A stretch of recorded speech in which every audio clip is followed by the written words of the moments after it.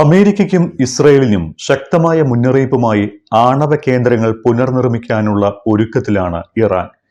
President Masoud പെസഷ്കിയാന്റെ പ്രസ്താവന അമേരിക്കയിലും ഇസ്രയേലിലും ആശങ്കയ്ക്ക് വഴിമരുന്നിട്ടിട്ടുണ്ട്.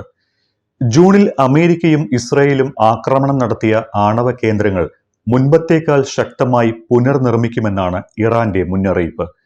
ആണവ പദ്ധതികൾ സംബന്ധിച്ച് ഇറാനുമായി ചർച്ചകൾ പുനരാരംഭിക്കുമെന്ന അമേരിക്കയുടെ അവകാശവാദങ്ങൾക്കിടെയാണ് പെസഷ്കിയാന്റെ പുതിയ പ്രസ്താവന വരുന്നത്.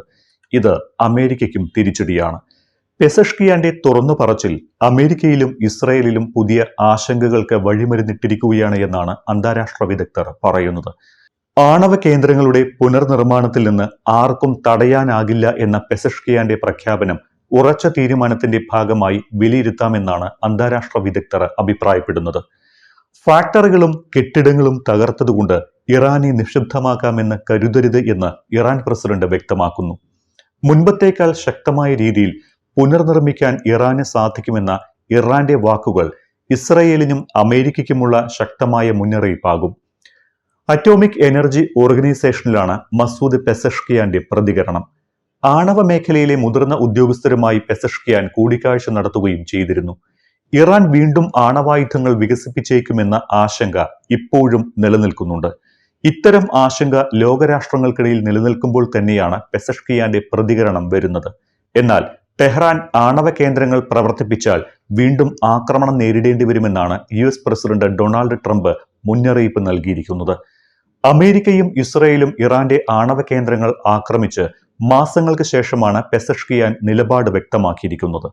ജൂണിൽ ആക്രമണം നടക്കുന്നതിന് മുൻപ് തന്നെ ഫെബ്രുവരിയിലും സമാനമായ ഒരു മുന്നറിയിപ്പ് മസൂദ് പെസഷ്കിയാൻ നൽകിയിരുന്നു. ഇതിനു പിന്നാലെയാണ് ഇക്കഴിഞ്ഞ ജൂൺ 10 ഇസ്രയേൽ ഇറാനിൽ ആക്രമണം നടത്തിയത്. അന്നത്തെ ആക്രമണത്തിൽ ഇറാന്റെ പ്രമുഖ ശാസ്ത്രജ്ഞർ അടക്കം കൊല്ലപ്പെട്ടിരുന്നു. ഇതേ തുടർന്ന് ഇറാൻ ഇസ്രയേലിലും ആക്രമണം നടത്തി. ഈ യുദ്ധം 12 ദിവസത്തോളം നീണ്ടുനിന്നു. ശേഷം ഇരു രാജ്യങ്ങളും വെടിനിർത്തലിന് സമ്മതിക്കുകയായിരുന്നു. വെടിനിർത്തൽ പ്രാബല്യത്തിൽ വന്ന ജൂൺ 23 2 ദിവസം മുൻപ് അമേരിക്കയും ഇസ്രായേലിനൊപ്പം ഇറാനെ ആക്രമിക്കാൻ കൂടി. അന്ന് അമേരിക്ക ഇറാന്റെ ആണവ കേന്ദ്രങ്ങൾ ആക്രമിച്ചു തകർത്തു. ഈ ആണവ കേന്ദ്രങ്ങൾ പുനർനിർമ്മിക്കുമെന്നാണ് ഇറാൻ ഇപ്പോൾ വ്യക്തമാക്കിയിരിക്കുന്നത്. സമീപകാലത്ത് നടന്ന ആക്രമണങ്ങളിലൂടെ ഇറാന്റെ ആണവ പദ്ധതി തുടച്ചു നീക്കപ്പെട്ടുവെന്നാണ് അമേരിക്കയുടെ അവകാശവാദം. എന്നാൽ ഈ അവകാശവാദം നിരസിച്ച് അമേരിക്കയ്ക്ക് തന്നെ ശക്തമായ വെല്ലുവിളി നൽകുന്നതാണ് പെസഷ്കിയാന്റെ പ്രസ്താവന. ജൂണിലെ അമേരിക്കൻ ആക്രമണത്തിൽ ഇറാന്റെ ആണവ കേന്ദ്രങ്ങളിലുണ്ടായ നാശനഷ്ടത്തിന്റെ യഥാർത്ഥ കണക്ക് ഇപ്പോഴും ലഭ്യമല്ല. ആണവ സൗകര്യങ്ങൾ തകർത്ത് ഇറാനെ തകർക്കാം എന്നത് വ്യാമോഹമാണ് എന്ന് പെസഷ്കിയാൻ വ്യക്തമാക്കുന്നു. കെട്ടിടങ്ങൾ തകർത്തതുകൊണ്ട് തങ്ങൾ അടിയറവ് പറയില്ല എന്നും അദ്ദേഹം വ്യക്തമാക്കിയിട്ടുണ്ട്. അതേസമയം ഇറാന്റെ ആണവ കേന്ദ്രങ്ങളിലുണ്ടായ ആക്രമണവും നാശനഷ്ടങ്ങളും ഗൗരവതരമാണ് എന്നാണ് ഇറാൻ വിദേശകാര്യമന്ത്രി അബ്ബാസ് അറാക്ചി പറഞ്ഞിരിക്കുന്നത്. അതിനിടെ ഇറാനും അമേരിക്കയ്ക്കും ഇടയിൽ മധ്യസ്ഥരായി ഒമാൻ രംഗത്തെത്തിയിട്ടുണ്ട്. ടെഹ്റാനും വാഷിംഗ്ടണും നയതന്ത്ര ചർച്ചകളിലേക്ക് മടങ്ങിയെത്തണമെന്ന് ഒമാൻ ആവശ്യപ്പെട്ടു. ഇറാന്റെ ആണവ പദ്ധതി സംബന്ധിച്ച് ചർച്ചകൾ തുടരാനും ഒമാൻ ആവശ്യപ്പെട്ടിരിക്കുകയാണ്. ആണവ പദ്ധതി സംബന്ധിച്ച ചർച്ചകൾ തുടരണമെന്ന് കാട്ടി നിർദ്ദേശങ്ങൾ ലഭിക്കുന്നതായി ഇറാൻ വക്താവും സ്ഥിരീകരിക്കുന്നു.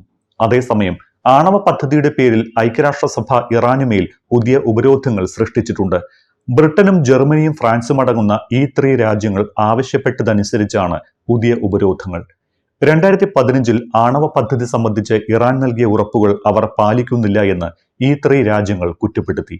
ഇത് ചൂണ്ടിക്കാട്ടിയാണ് ഉപരോധം ഏർപ്പെടുത്തുന്നത്.